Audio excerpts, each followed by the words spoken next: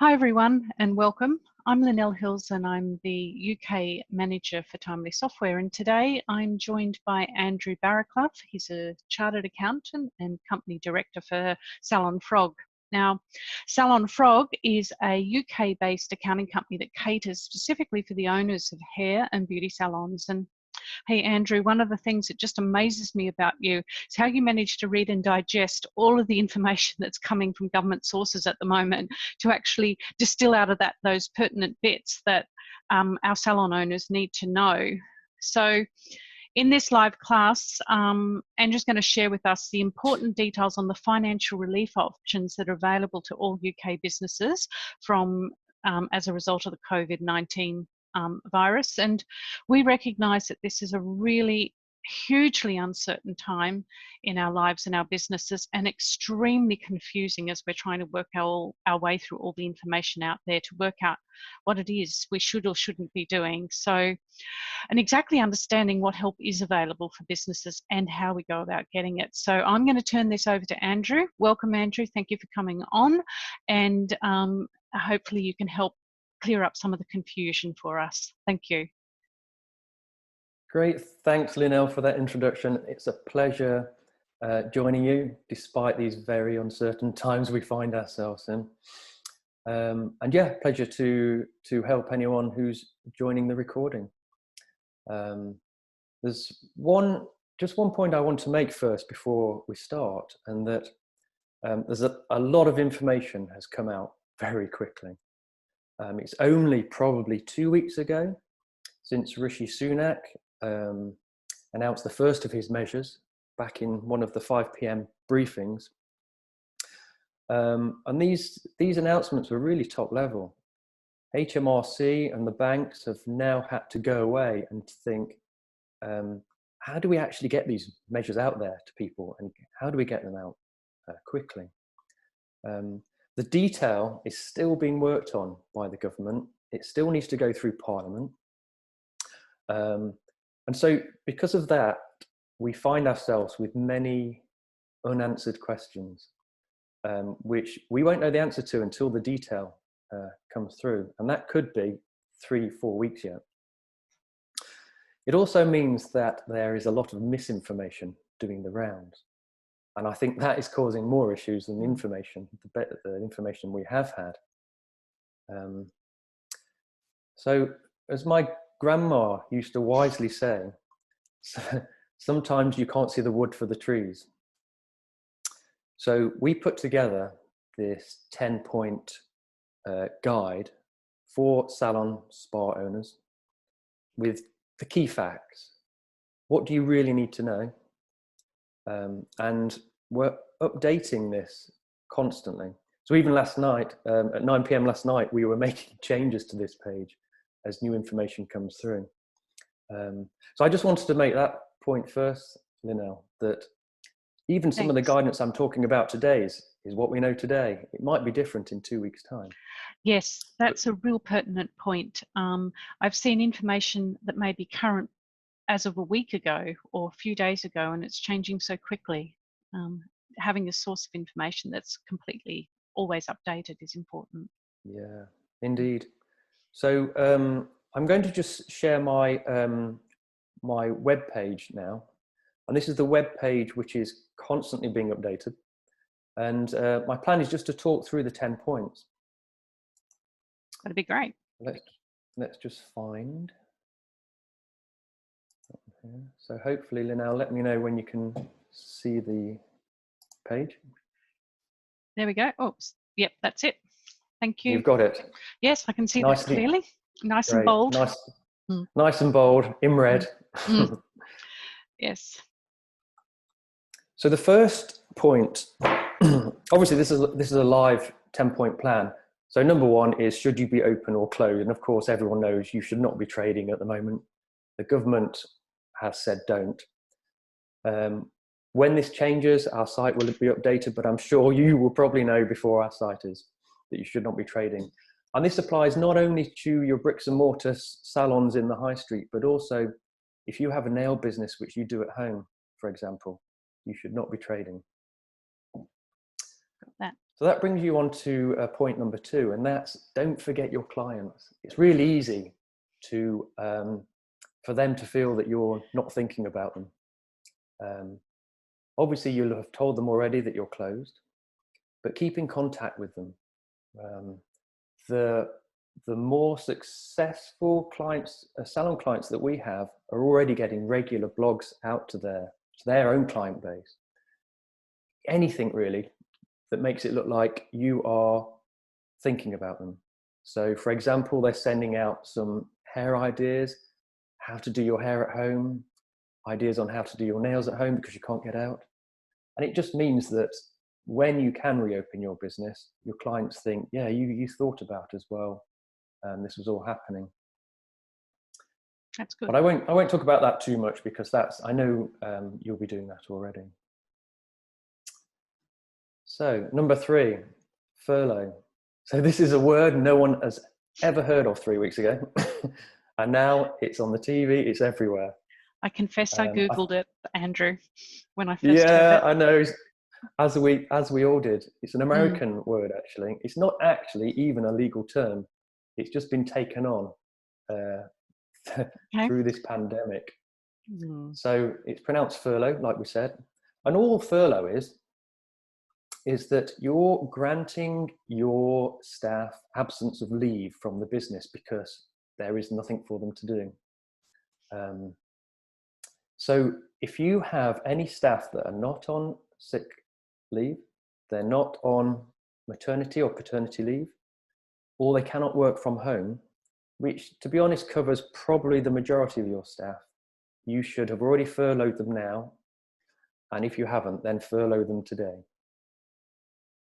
So and how do they do that? Oh, sorry, Andrew, interrupted there. How do they do this? No. All you need to do is so this is quite an important point, Lynelle. So you need to get their permission for them to be furloughed. So it's not their choice, but they have to agree to it. Ideally, in normal times, you would get a written contract and they would sign it. But of course, that's not going to happen at the moment. So even if you can talk to them over the phone and get their agreement by email, by WhatsApp, anything you can get that's in writing. Okay. To be honest, all of our salon clients have done this and they found no issue. I don't think any of their staff said, no, I don't want to be furloughed. Yes, understandable. So why would you furlough someone? And this is because the government have said, if you furlough a member of your staff, you can pay them as normal, and we, the government, will give you 80% of their salary back, up to a cap of £2,500.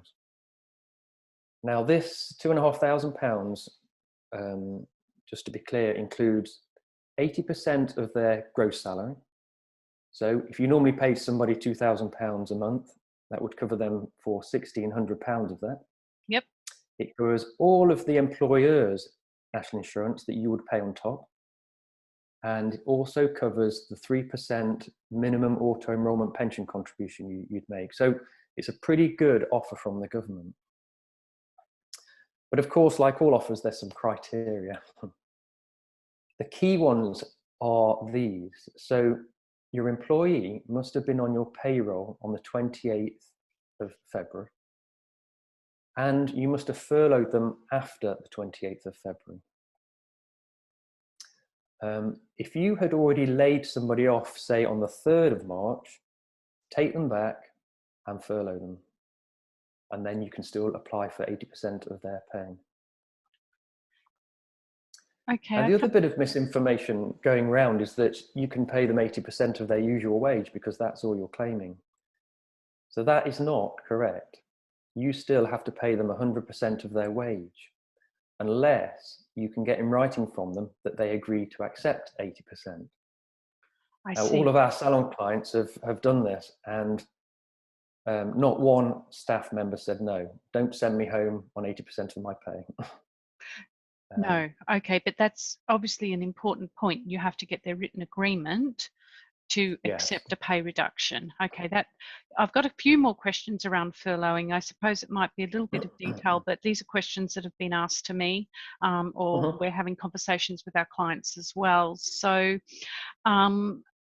one is, if a furlough worker is paid 80%, but that actually takes them to below minimum wage, what happens in that case?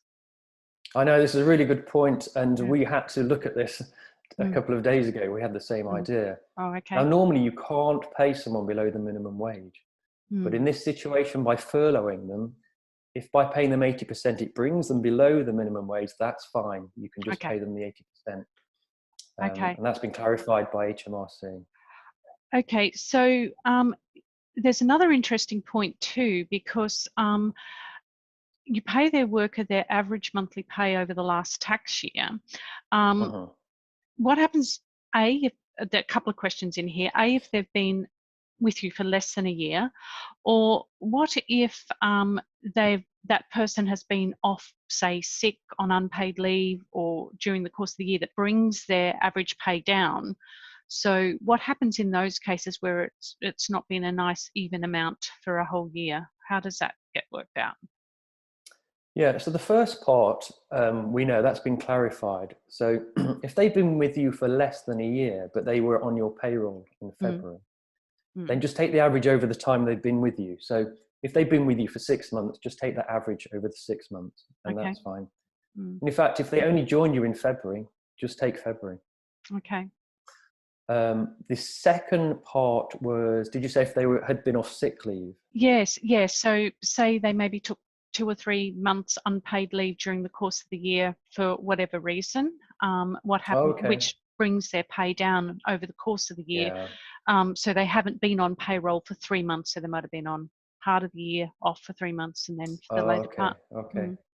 That's a good question. That we're hoping will come through in the detail. Okay. Our best guess at the moment is you ignore the sick part and just take the average of what they would have been paid had they come to work. And the reason I'm saying that is that the scheme is really to support employees through April, May and June at the moment of this year.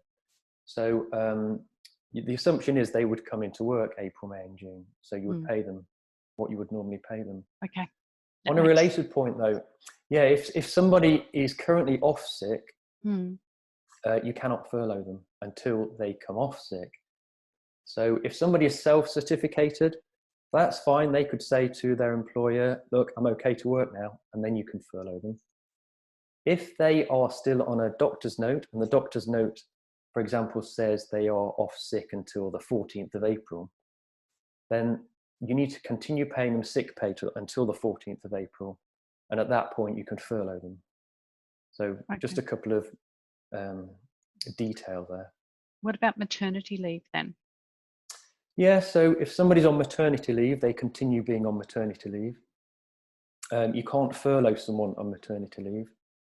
If they want to come back early from maternity leave, then there's a statutory minimum timeline that they have to inform their employer with that for them to come back early. So they would need to do that, and then at the end of that period, you could then furlough them. Okay. But remember, for maternity pay, continue paying them, and of course you can claim that maternity pay back from the government anyway. Yeah.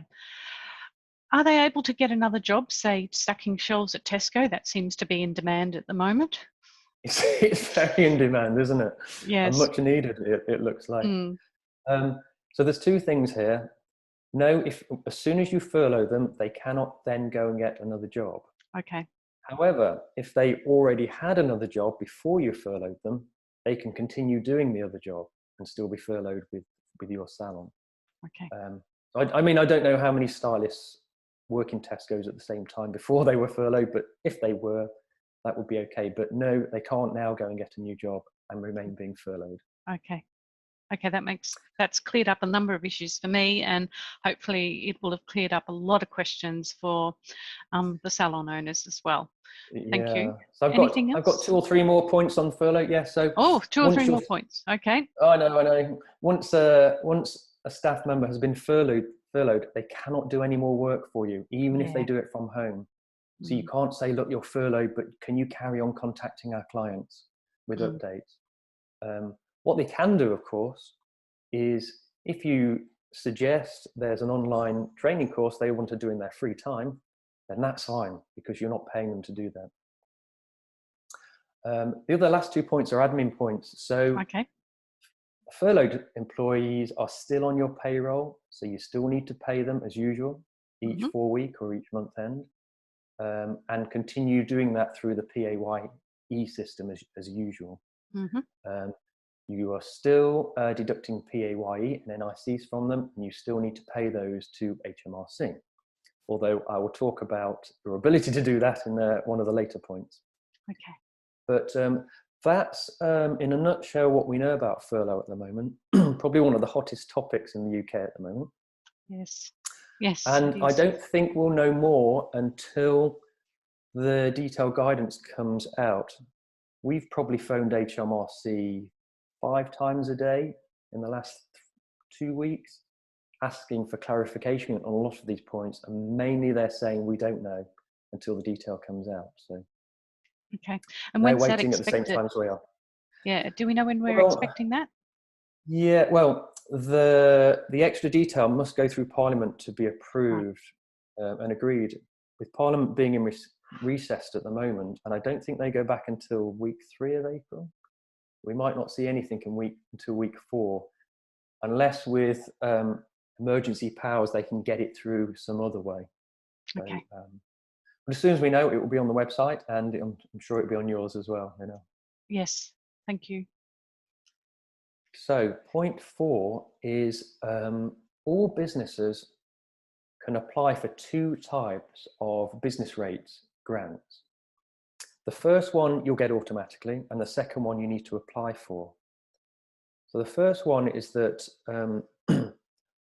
you will get a 12-month business rates holiday in this next tax year. So from April 2021, starting next month, through to March 2021. Sorry, did I say that wrong? From April 2020 until March 2021, you will pay no business rates.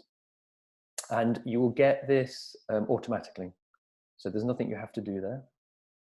Now, the second one is you can apply for either a small business grant scheme or a retail, hospitality and leisure grant fund. And it all depends on which business rates reliefs you are receiving at the moment, and also the rateable value of your property. Now, what I would advise, Lynelle, is just contact your own relevant local authority and ask them what you can get, because each local authority has a different way of doing this. Will have different instructions. The rules in Scotland are different to the rules in England, of course, and in Wales, of course.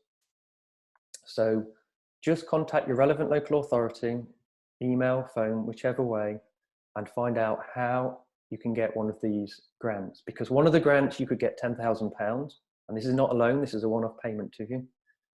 And one of them you could get up to £25,000. So that's important to note, that this isn't a loan, it's a grant. So as long as you qualify, you don't have to repay. Yes, yeah. So what you could get, but in the best situation, is you pay no rates for next year, and you could get a grant of £25,000, which you do not have to repay. Now, the only proviso there is if your rateable value of your salon is more than £51,000, then you're not eligible for a second scheme. But even so, I would still contact your local authority and just see if there's any other advice they can give you. That could be very handy for covering some of those overheads. But definitely, yeah, definitely indeed. Okay. So the third of the major announcements by Rishi Sunak was the coronavirus business interruption loan. So again, there's been a lot of information flying around about this. So we've got it down to just these bullet points. The way this is working is that the high street banks can lend money to businesses that have been affected by the coronavirus pandemic. And this 80% of the loan will be backed by central government, which means if a high street bank makes a loan to a salon and they are unable to pay it back, the government will repay 80% of that loan to the bank that lent the money in the first place. So this makes these loans very safe for banks. Now, the loan are interest-free for the first 12 months, and they're low interest after this. And the reason they're low interest is that they're quite low risk for the banks, because as I say, they're being secured by the central bank. After the first year, you'll start paying interest, but you'll have up to 6 years to repay any amounts you borrow. So you need to apply. If you haven't, get applying now, because the banks are inundated. All of our salon clients have told us that number one, they call the bank and they're on hold for an hour. Mm-hmm. When they get through, depending on which bank you get through to, mm-hmm. So HSBC, for example, they take you through their normal online security. They ask you how much you're looking for to borrow. Mm-hmm. And then they put you on a callback waiting list, which when we called them last week, was about 2 to 3 weeks. Okay. Lloyds Bank, for example, are, when you do get through to them, are doing the same thing, but then emailing you an application form for you to start completing, which you complete and then email back to them. But again, you're back in a waiting list to be called back. Okay. So if you haven't done already, contact your own business bank and ask them that you want to apply for the coronavirus business interruption loan. Mm-hmm. Now, whether you take it on or not, don't worry about that at the moment. Just apply for it. Remember, the worst that can happen is they say yes. You borrow some money for 12 months interest-free and you can pay it back. That's the worst that can happen. Okay. But get on the case now. Don't wait. And don't put it off thinking, I don't know how much I want to borrow. Just, for example, think what is 3 months worth of your income normally? Okay. That might be £10,000, £25,000 or whatever. But going with a realistic figure as well. That makes sense. Okay. That's good advice. And that's all we know. And I know the banks are working hard because they heard the announcement pretty much at the same time we all heard the announcement from Russia. So they've been working on also, where are we getting the funds from? How's this going to work? What criteria are we going to look at to give salons and spas this loan? Okay. So that could be part of the 2-week delay of, calling back. Okay. But anyway, get that done if you haven't already. Well, the last 3 points were quite big points. So we're about to go on to some smaller points. So number 6, if you haven't already, if you have business insurance, which you should have, call them and ask them if you're covered for business interruption or loss of earnings. Now, to be honest, all of our salon clients that we look after have done this, and pretty much all of them have come back and said the insurance company says no, you're not covered. Now, it's worth inquiring, and we still don't know if that's true or the insurance company is just saying that, because if they have to take the hit for that, it's going to be quite a big loss for them. But it's worth, if you haven't already, just check with them. Okay. Is there any avenue of appeal against a no? There is. I don't know what it is yet, but I think we'll wait and see until we know more, to be honest. Yes. But it's worth doing at this point anyway, because there's a small chance they say yes, you're covered. Or if they say no, just get that in writing off them. Okay. Fair enough. Get it in writing. Yeah. So number 7, take a mortgage holiday. So this is not your business mortgage. This is for your own mortgage, for your own personal mortgage, for the property that you live in. Most banks now are allowing you to take a mortgage holiday for 3 months. You still have to contact them directly, and they'll ask you how much do you think you'll be able to pay. One thing you can do is, if you've got a capital and interest mortgage, at least say, look, I'll pay the interest, which is at the moment with the rates the way they are, the smaller part of your monthly repayment.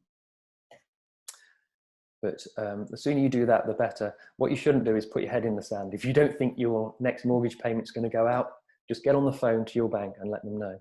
Okay.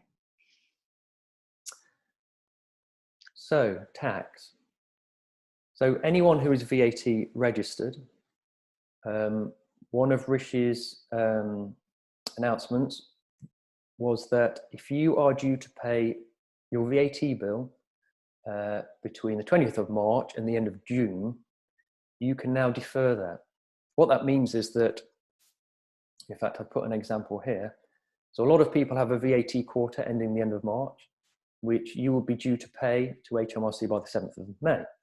You don't need to pay this now, and you don't need to tell HMRC that you're not paying it.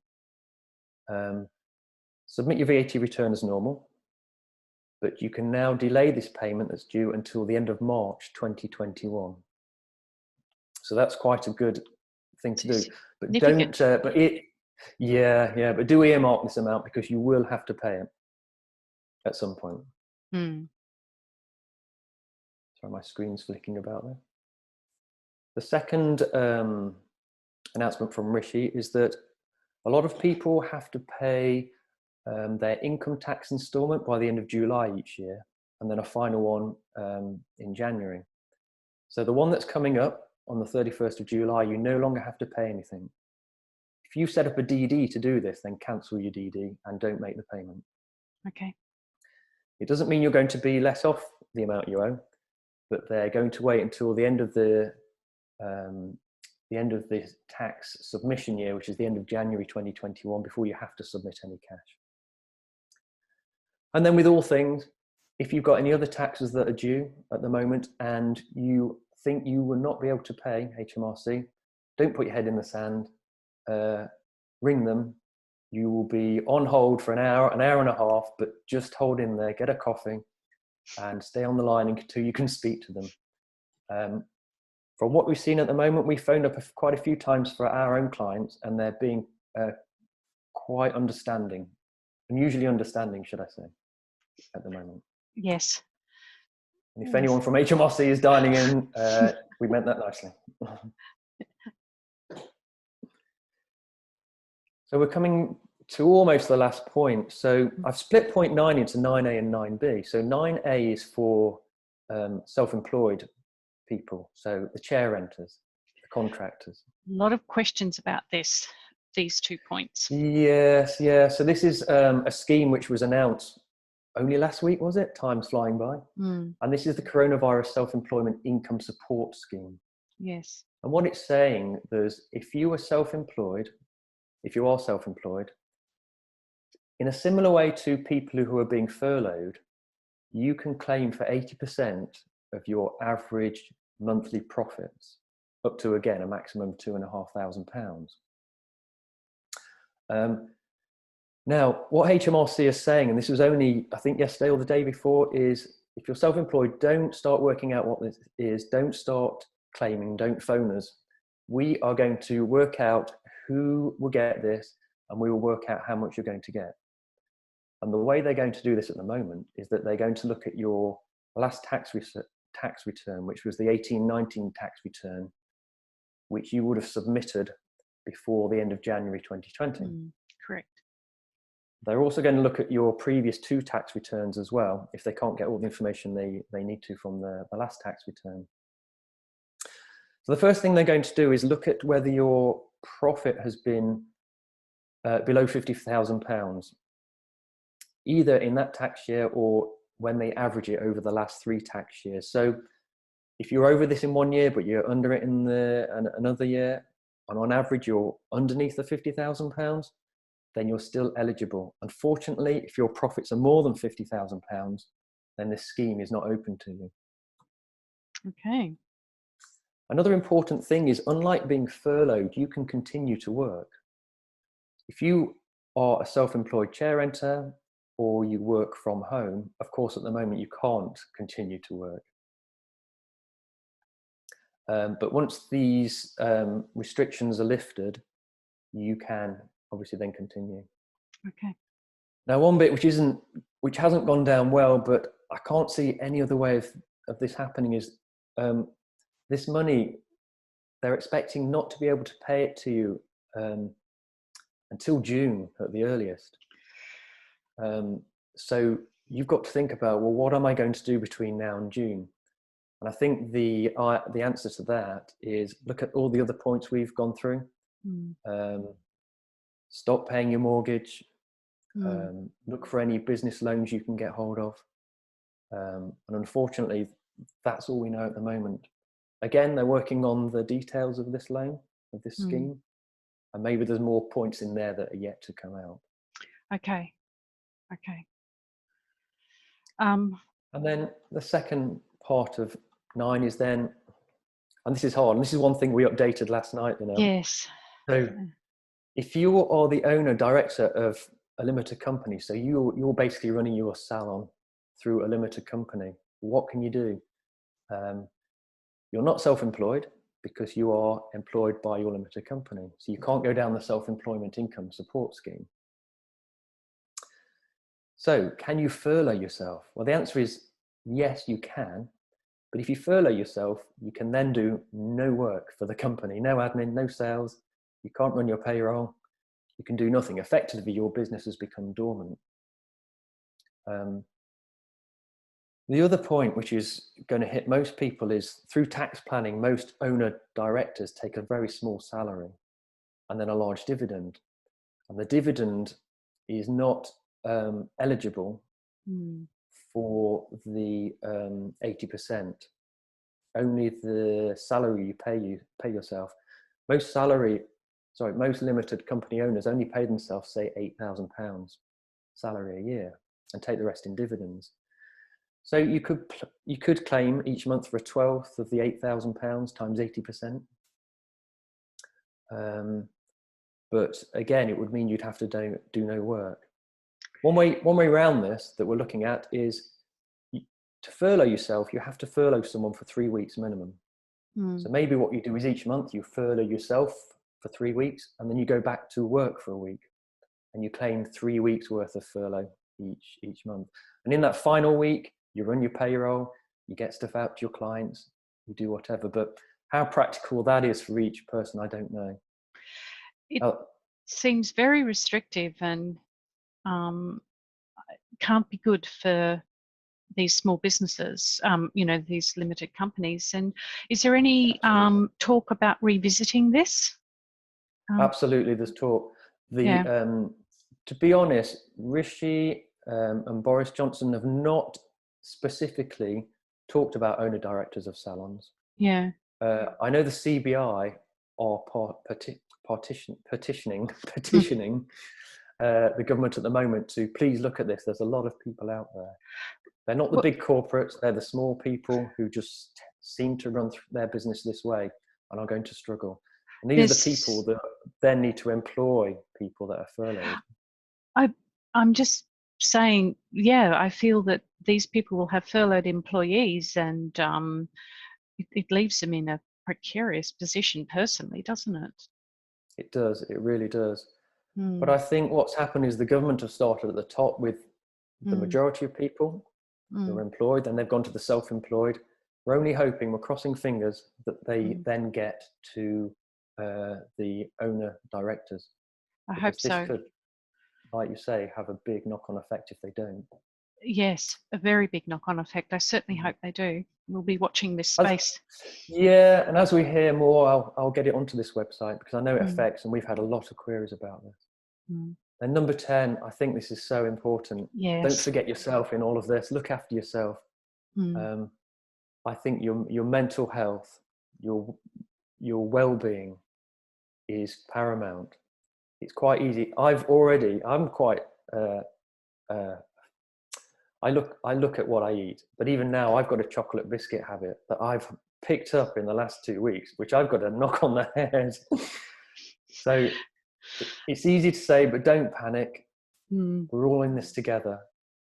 Try and eat well. Try and get some sleep. Spend time with your kids, with your family, with whoever you're isolated with. Look after yourself. Yes, and, please do.